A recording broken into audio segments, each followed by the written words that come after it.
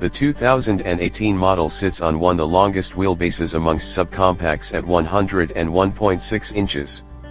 Extending to 172.6 inches is the sedan and 160.0 inches for the hatchback, which represents a 0.6-inch increase over the outgoing model. A barely noticeable 0.2 inches is shaved up top but added to the hips, but it's the updated design that keeps the Rio looking fresh rather than funky. Kia's signature tiger nose grille remains in its familiar position but is updated with a shiny black insert in place of the mesh piece, X only. The new headlights are pulled farther back while fog lights are repositioned higher and outwards for a wider appearance. A larger front fascia opening and more aggressive lower lip give the Rio a hangry look as opposed to the previous model's rather soft and bubbly demeanor. Oddly enough, the outside mirrors have been moved from the door to the A-pillar. It's an interesting strategy as many automakers have done the opposite. Visibility is generally improved thanks to the larger gap created when the mirrors are placed on the door panel. Nevertheless, overall visibility was fine but not without the occasional blind spot thanks to a large C-pillar panel, at least on the hatchback. A larger front fascia opening and more aggressive lower lip give the Rio a hangry look as opposed to the previous model's rather soft and bubbly demeanor. The rear is completely redesigned and features a sleeker, more aggressive look. From the side, the Rio's profile showcases noticeable larger windows and a bold character line with more a pronounced and chiseled lower door frame. I like it. The Rio is still a B car but with grown-up flashes. The interior receives quite the overhaul as well. Materials are updated and feel more upscale. Even with plenty of plastic surfaces, the general feeling is more premium than cheap. Center stack buttons have been consolidated while climate control knobs are now larger, and the dash features a more slender appearance and creates more knee room, which my 6'3" driving partner was thankful for. Still a cozy cabin for him, but nothing uncomfortably so.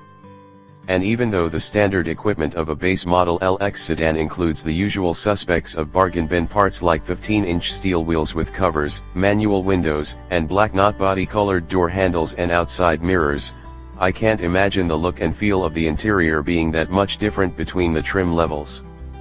The seats in the Rio were said to be updated with better foam, and throughout my day-long drive not once did I feel fatigued.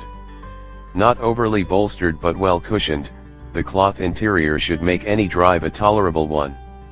Overall, the Rio's interior offers a clean, minimalistic appeal but, really, how fancy is a $14,000 car supposed to be?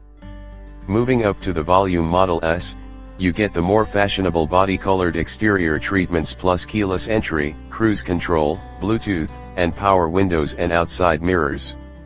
The top-level X seems the way to go, though, because you get 15-inch alloy wheels, a tilt and telescopic steering column, a 3.5-inch supervision meter cluster display, and a 7-inch UVO3 infotainment display to replace the 4-inch audio one in the lower trims.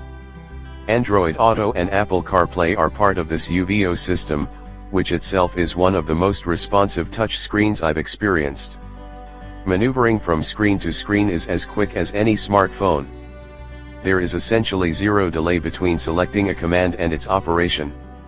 Also, the screen's matte finish is a nice touch to fend off oily fingerprints and doesn't wash out the screen when wearing polarized lenses.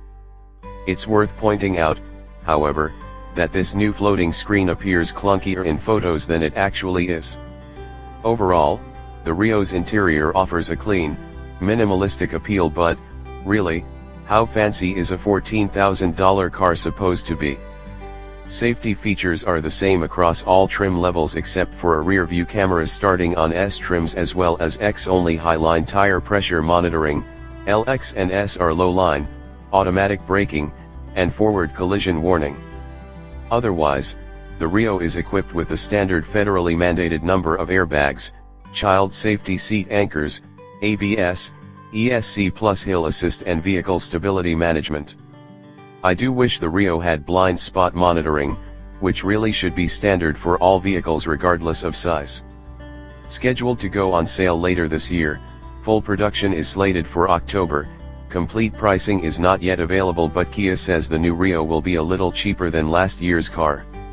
The LX Sedan 6MT costs $175 less at $13,990, and because the 5-door is now available with a manual, its price drops $1,205 to $14,290.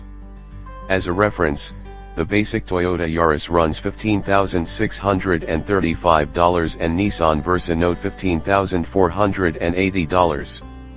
With the average new car transaction price now an eye-popping $35,000, having to opt for a sub-$20K vehicle, because budgets, doesn't have to mean sacrificing fun, features, and flash. The all-new Kia Rio, even at its priciest, is a strong performer and easily one of the smartest buys in the market.